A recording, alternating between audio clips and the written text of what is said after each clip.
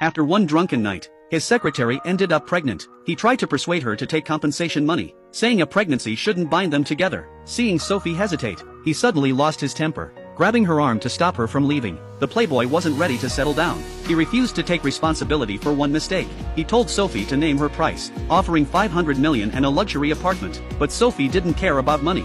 She had already felt her baby's heartbeat, and couldn't bring herself to end it. Paul began to panic.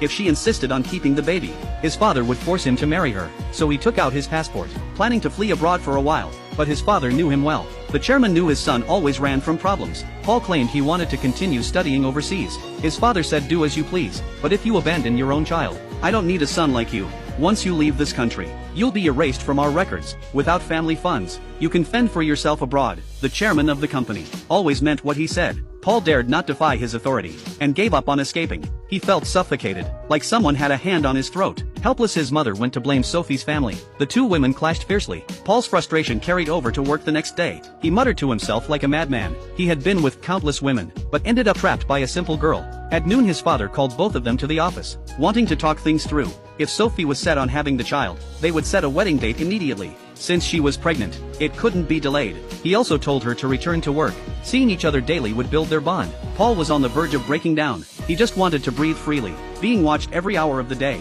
He felt he'd go insane. Sophie didn't want to guilt anyone, but her mother forced her to choose either the procedure or marriage. She hoped Paul could endure for the baby's sake. To him it might seem like a minor operation, but to a mother it was unbearable. She couldn't end a life that already had a heartbeat. Paul was moved for a moment, but he couldn't stand facing her every day, so he decided to transfer her to another position. As the baby grew inside her, Sophie looked forward more to his arrival. It was a miraculous feeling. Maybe the father would change when he saw him, so she asked Paul to meet her at a cafe.